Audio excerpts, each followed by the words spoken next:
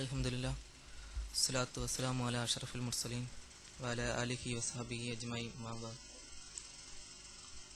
സ്നേഹാദരണീയരായ സഹോദരങ്ങളെ, സഹോദരിമാരെ, അള്ളാഹുവിൻ്റെ അനുഗ്രഹങ്ങളും രക്ഷയും നിങ്ങൾക്കെപ്പോഴും ഉണ്ടായിരിക്കട്ടെ. ഒരുപാട് മതങ്ങൾക്ക് അഭയകേന്ദ്രമായ നമ്മുടെ ഭാരതം, പല മതങ്ങളും വളരുകയും പല തത്വശാസ്ത്ര സംഹിതകളും തഴച്ചു വളർന്ന് ഇവിടെ മണ്ണടിഞ്ഞു പോയ ഒരു സമൂഹം. അവിടെ നിന്നും വിവിധ മതദർശനങ്ങൾ എന്താണ് പഠിപ്പിച്ചതെന്നും അതെന്താണ് പ്രാവർത്തികമാക്കിയതെന്നും മനസ്സിലാക്കാതെ ആ വിവിധ മതങ്ങളെ വർഗീയ ശക്തികൾ അവരുടെ ആവശ്യങ്ങൾക്കായി ദുരുപയോഗം ചെയ്തപ്പോൾ മതങ്ങളുടെ തത്വശാസ്ത്ര സംഹിതയിൽ നിന്ന് മനുഷ്യന് മനസ്സിലാക്കേണ്ട തത്വങ്ങളിൽ നിന്ന് മനുഷ്യൻ അകന്നു പോകുകയും പുതിയൊരു തത്വശാസ്ത്ര സംഹിതയ്ക്ക് രൂപം കൊടുക്കുകയും ചെയ്തു. അങ്ങനെയാണ് 1918 കാലഘട്ടങ്ങളിൽ പല പ്രസ്ഥാനങ്ങൾ രൂപമെടുക്കുകയും അവയെല്ലാം മനുഷ്യ മനസ്സുകളിൽ ഉണ്ടാക്കിയ പ്രത്യയശാസ്ത്രങ്ങൾ മനുഷ്യന് ഉൾക്കൊള്ളാൻ കഴിയാത്ത രീതിയിൽ തകർന്നടിയുകയും ചെയ്തു. ഇവിടെ പല മത തത്വശാസ്ത്ര സംഹിതകളും മനുഷ്യന് നൽകിയിട്ടുള്ളത് ഏകദൈവ വിശ്വാസത്തിലേക്ക് ക്ഷണിക്കുകയും അവരെ നേരായ ഒരു മാർഗദർശനത്തിലേക്ക് കൊണ്ടുപോകുകയും പരമമായ ലക്ഷ്യത്തിലേക്ക് എത്തിക്കുകയും ചെയ്തു. എന്നാൽ അത് മതപുരോഹിതന്മാരുടെ കൈകടത്തലുകൾ മൂലം പല മതങ്ങളും തങ്ങളുടെ ആവശ്യങ്ങൾക്ക് വേണ്ടി വിനിയോഗിക്കപ്പെടുന്ന ഒരു മാർഗദർശനമാക്കി മാറ്റി എന്നതാണ് സത്യം. ഹിന്ദുമത ഗ്രന്ഥങ്ങളുടെ കടന്നു നോക്കിയാൽ ഏകദൈവ വിശ്വാസത്തിനെ കുറിച്ച് പറയാത്ത ഒരു ഗ്രന്ഥവുമില്ല. അവിചാര്യന്ത്യമാ മൂഢമാനുഷീതനുമാശ്രിതം പരംഭാവമജാനന്ദോ മമഭൂത മകേശ്വരം.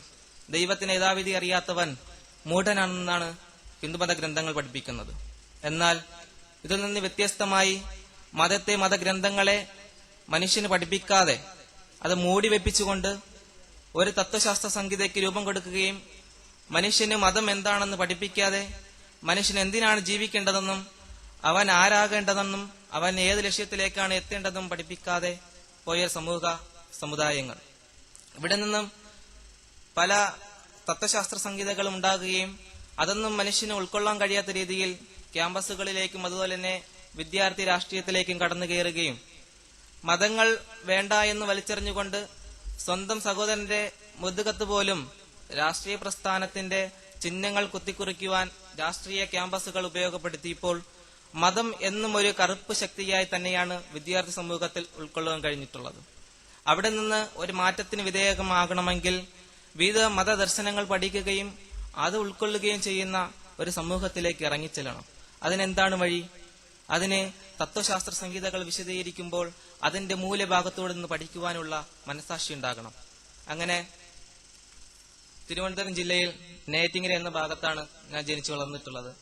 ഒരു ഹിന്ദു സമൂഹത്തിൽ ജനിക്കുകയും ഹിന്ദു മതാചാരങ്ങൾ അനുഷ്ഠിക്കുകയും അത് ജീവിതത്തിൽ പകർത്തുകയും അതുപോലൊപ്പം തന്നെ RSSന്റെ ശാഖയിൽ ഉൾപ്പെട്ട ഒരു കുടുംബമായതുകൊണ്ട് ജീവിതകാലം മുഴുവനും അതിനുവേണ്ടി പ്രവർത്തിക്കണമെന്നും ഈ രാഷ്ട്രം ഒരു ഹിന്ദു രാഷ്ട്രമാക്കണമെന്നുമുള്ള അതിയായ ആഗ്രഹം. അതാണ് RSSകാരനായ ഓരോരുത്തന്റെയും ആവശ്യമെന്നുള്ള നിലക്ക് അതിനെയാണ് ജീവിത ലക്ഷ്യമായി കണ്ടുപോകുന്നത്. അവിടെ നിന്ന് പഠിക്കുമ്പോൾ മറ്റു മതദർശനങ്ങൾ ഇതിലേക്ക് കടന്നു വരികയും ഈ ലോകത്ത് അവരവരുടെ ആധിപത്യം സമർപ്പിക്കുവാൻ ശ്രമിക്കുന്നുണ്ട്, അതിനെ എതിർക്കണമെന്നും അത് പഠിപ്പിക്കുന്ന തത്വശാസ്ത്ര സംഹിതകളെ എതിർക്കണമെന്നുള്ള വലിയമായ ഒരു ആശ. അതിനെങ്ങനെ സാധിക്കും? അവരുടെ പ്രസിദ്ധീകരണങ്ങൾ വായിക്കുകയും അതിലൂടെ അവരെ എതിർക്കാൻ പറ്റുന്ന രീതിയിൽ അത്രയും എതിർക്കുകയും ഈ ലോകത്ത് നിന്ന് അവരെ കെട്ടുകെട്ടിക്കണമെന്ന് പഠിപ്പിക്കുകയും ചെയ്യുന്നു. എന്റെ കുഞ്ഞുനാൾ മുതൽ തന്നെ അച്ഛന്റെ കൈ പിടിച്ചുകൊണ്ട് RSSന്റെ ശാഖകളിലേക്ക് പോകുമ്പോൾ മനസ്സിനും എന്നും ഒരു ആശയുണ്ടായിരുന്നു. ആ തത്വശാസ്ത്ര സംഹിത ഉൾക്കൊണ്ട് അച്ഛന്റെയും അതുപോലെ തന്നെ പാരമ്പര്യമായി കൊണ്ടുപോകുന്ന ആ കൂട്ടുകെട്ടിൽ നിന്നുകൊണ്ട് പ്രവർത്തിക്കണമെന്നുള്ളൊരു ആശ. അങ്ങനെ പഠിക്കുമ്പോൾ ഇവിടുത്തെ പല ഇസ്ലാമിക സംഘടനകളും പുറത്തിറക്കിക്കൊണ്ടിരിക്കുന്ന പല പുസ്തകങ്ങളും നമ്മുടെ RSSന്റെ ശാഖകളിൽ പരാമർശിക്കാറുണ്ട്. അവരുൾക്കൊള്ളുന്നതും സ്വന്തമായ ഒരു ദീനിനെ നിലനിർത്തണമെന്ന ആശയോടല്ല, മറിച്ച് ഞാൻ പേരെടുത്ത് തന്നെ പറയാം, ജമാഅത്ത് ഇസ്ലാമി പോലെയുള്ള സംഘടനകളുടെ പുസ്തകങ്ങൾ പല ശാഖകളിലും ഇന്നും അതിനെ പരാവർത്തനം ചെയ്ത് പഠിപ്പിക്കുകയും അതിൽ പറയുന്ന ഒരു രാഷ്ട്രീയ അല്ലെങ്കിൽ ഇവിടെ ഒരു ഭരണമുണ്ടാക്കണം, ഇതിനെ ഒരു ഇസ്ലാമിക രാഷ്ട്രമാക്കണമെന്ന അവരുടെ അതിയായ താല്പര്യം നമുക്കൊരിക്കലും ഒഴിച്ചുകൂടി നിർത്തിയാൻ പറ്റാത്ത ഒരു അവസ്ഥയാണ് എന്ന് പഠിപ്പിക്കുന്നു RSSന്റെ ശാഖയിൽ.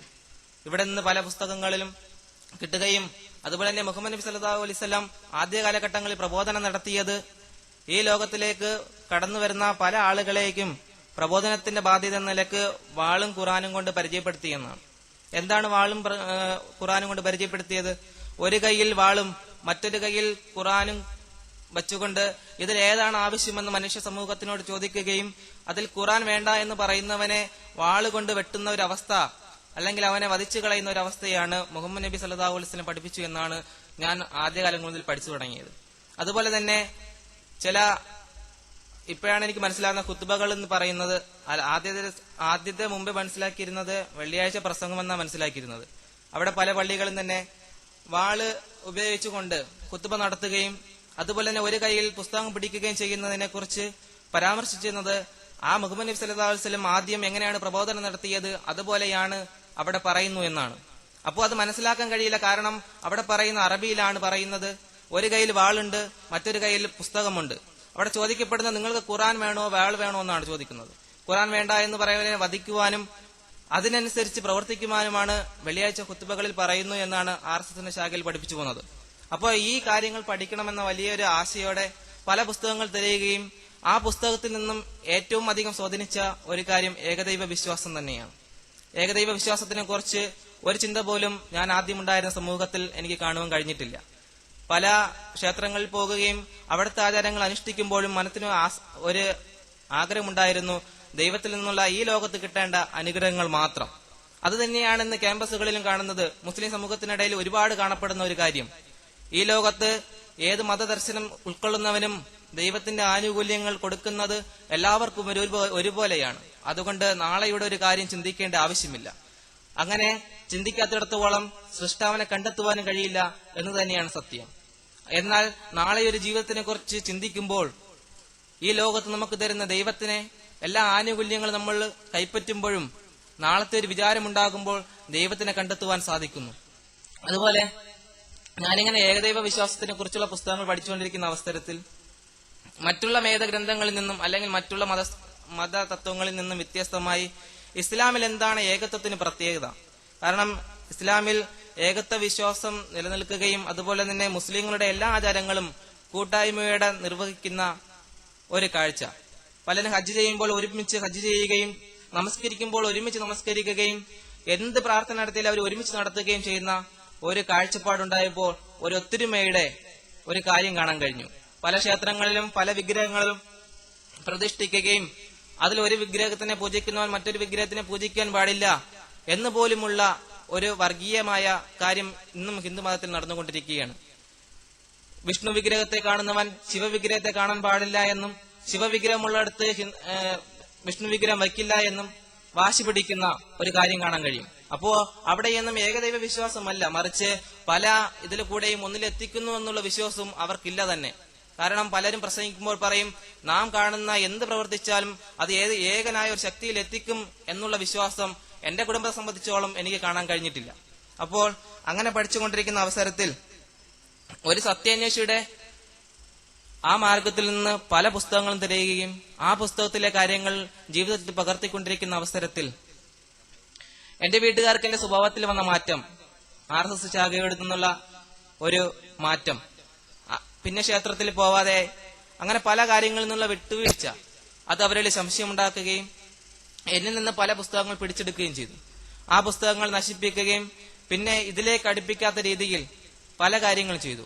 അതിനിടയിൽ തന്നെ ഒരു പള്ളിയിൽ പോയി നമസ്കരിക്കാൻ നിന്ന സമയത്ത് വീട്ടിൽ നിന്ന് വീട്ടുകാർ കൂട്ടിക്കൊണ്ടുപോയും അവിടെ വെച്ച് വർദ്ധിക്കുകയും പിന്നെ വീടിന്റെ ഒരു കോണിൽ മാനസികമായുള്ള തളർച്ചയിലായിരുന്നു.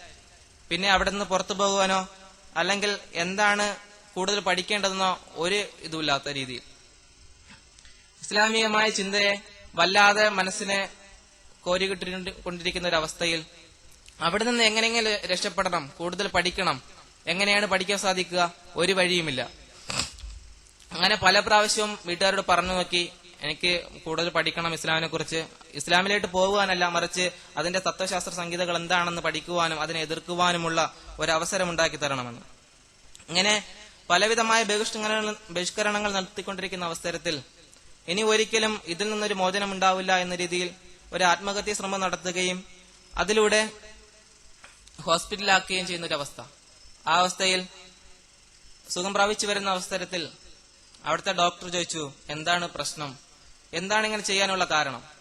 അപ്പോൾ ഡോക്ടറോട് ഞാൻ കാര്യം തുറന്നു പറഞ്ഞു. അപ്പോൾ അയാൾ എന്നെ അയാളുടെ റൂമിലേക്ക് കൂട്ടിക്കൊണ്ടുപോവുകയും അദ്ദേഹത്തിന്റെ അലമാര സെൽഫുകൾ തുറന്നു കാണിക്കുകയും ചെയ്തു. അതിൽ നിറയെ ഇസ്ലാമിക പുസ്തകങ്ങൾ. അദ്ദേഹത്തിന്റെ പേര് ജോർജ് എന്നാണ്. അയാൾ ഒരു ക്രിസ്ത്യാനിയാണ്. അദ്ദേഹം ഇസ്ലാമിനെ കുറിച്ച് പഠിച്ചുകൊണ്ടിരിക്കുകയും ഈ അവസരത്തിൽ ഇസ്ലാമിനെ സ്വീകരിക്കുവാൻ തയ്യാറായ ഒരു ആളുമാണ്.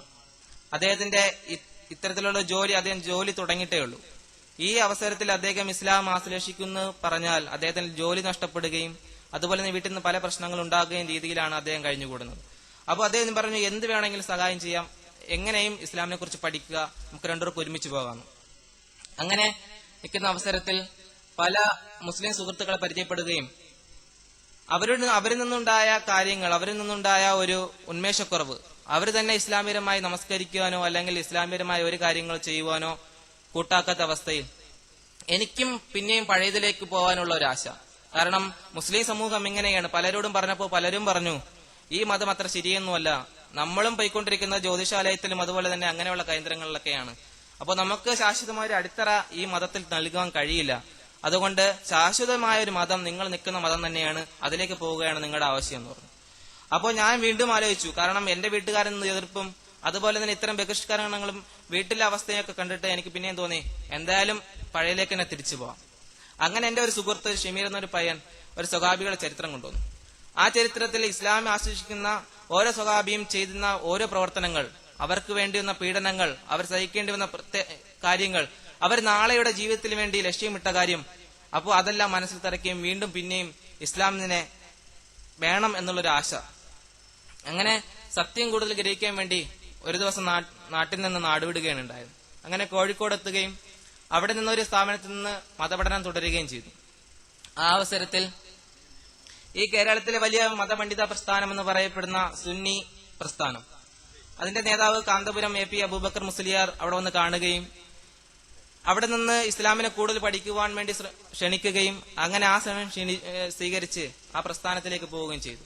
കാരണം ഇസ്ലാം എന്തെന്ന് പഠിച്ചുകൊണ്ടിരിക്കുന്ന അവസരത്തിൽ ഇത്തരം ആളുകളാണ് ഇസ്ലാമിക പ്രസ്ഥാനത്തിന്റെ ആചാര്യന്മാരെന്ന് കാണുകയും അവരുടെ വേഷ സംവിധാനവും അതുപോലെ തന്നെ എല്ലാ കാര്യങ്ങളും ഇസ്ലാമിന്റെ ആദർശം ഉൾക്കൊള്ളുകയാണെന്ന് മനസ്സിലാക്കി. അങ്ങനെ അതിലേക്ക് കടന്നു പോവുകയും അവിടെ പോയപ്പോൾ എന്റെ സമുദായത്തിൽ ഉണ്ടായിരുന്നേക്കാൾ അതിനപ്പുറമായ അവസ്ഥ. എന്താണ് അവിടെ കാണുന്നതിന് ഒരു കയ്യും കണക്കുമില്ല. ആളുകൾ ഇവിടെ നിർത്തിയിരിക്കുന്ന ബിംബത്തിന് മുമ്പിൽ അവരുടെ കാര്യങ്ങൾ അർപ്പിക്കുകയെന്ന് ഒരു ബോധമുണ്ടെങ്കിൽ ഈ ആളുകൾ പറയുന്ന ഇതിലൂടെ മറ്റൊന്ന് കണ്ടെത്തുമെന്ന് പറയുന്ന ആളുകൾ പോലും ചെയ്യാത്ത രീതിയിലുള്ള അപ്പുറമുള്ള കാര്യങ്ങൾ. അങ്ങനെ കേരളത്തിലൊട്ടാകെ ഒരു സിയാർത്ത് ടൂർ സംഘടിപ്പിക്കുകയും കാന്തപുരത്തിനോട് പല സിയാർത്ത് ടൂറുകൾ പങ്കെടുക്കുകയും ചെയ്തു. അപ്പോൾ അവിടെ കാണാൻ കഴിഞ്ഞത് മക്ബറകളെ കെട്ടിപ്പിടിച്ച് കരയുന്ന കാന്തപുരത്തിനെ, ആ ഷേഖുന പല കബറുകളിലെയും തുണികൾ മുത്തുന്ന ഒരവസ്ഥ. അപ്പോൾ ഇത്തരം ഒരു മത ആചാര്യൻ ഏകദൈവ വിശ്വാസത്തിനെ കൂടുതൽ പ്രോത്സാഹനം ചെയ്യുന്ന ഇസ്ലാമിലുണ്ട് എന്ന് മനസ്സിലാക്കുവാൻ കഴിഞ്ഞതും അവിടെ നിന്ന് എങ്ങനെയും രക്ഷപ്പെട്ടാൽ മതി, കാരണം ഉണ്ടായിരുന്ന മതത്തിലേക്ക് ചിരിച്ചു പോയാൽ മതി എന്നൊരവസ്ഥ. കാരണം ഇത്തരത്തിലൊരു അവസ്ഥയിൽ പിടിച്ചു നിൽക്കാൻ ആർക്കും കഴിയില്ല. കാരണം അവിടെ കാണുന്നതും പ്രവർത്തിക്കുന്നതും അവരുടെ നേർച്ചയും വഴിപാടും അതുപോലെ തന്നെ മനുഷ്യന്റെ പേരിൽ അർക്കപ്പെടുന്ന മൃഗങ്ങളും, ഇവിടെ ഞാൻ കണ്ടതും പഠിച്ചതും അതുപോലെ തന്നെ വായിച്ച പുസ്തകങ്ങളിൽ ഒന്നും ഇല്ലാത്ത കുറെ ആശയങ്ങൾ. ഇതൊക്കെ അവരോട് ചോദിച്ചാൽ തരുന്ന മറുപടി ഇപ്പോഴൊന്നും പഠിക്കാറായിട്ടില്ല, ഇനി പഠിച്ചു വരുമ്പോൾ കിതാബ് ഓതി വരുമ്പോഴേ മനസ്സിലാവൂ, അതിനുശേഷം എല്ലാം തിരിയുള്ളൂ. അപ്പോ ചെറിയ ചെറിയ ഇസ്ലാമിലെ ചെറിയ ചെറിയ പുസ്തകങ്ങളിൽ നിന്ന് വായിക്കപ്പെടുന്ന കാര്യങ്ങൾ പോലും ചോദിക്കുന്ന അവസരത്തിൽ ഇതിനെ വ്യാഖ്യാനിക്കപ്പെടുന്ന പണ്ഡിതന്മാരുണ്ട്. പണ്ഡിതന്മാർ പറയുന്നതാണ് അനുസരിക്കേണ്ടത്. അപ്പൊ പിന്നെ മറ്റൊരു മതവും ഇത് തമ്മിൽ എന്താണ് വ്യത്യാസം? ഒരു വ്യത്യാസമില്ല. അവിടെ നിന്ന് എങ്ങനെയെങ്കിലും രക്ഷപ്പെടണമെന്ന രീതിയിൽ അവിടുന്ന് ഒരു ദിവസം നാട്ടിൽ നിന്ന് നാടുവിട്ട പോലെ അവിടെ നിന്ന് നാടുവിടേണ്ട അവസ്ഥ.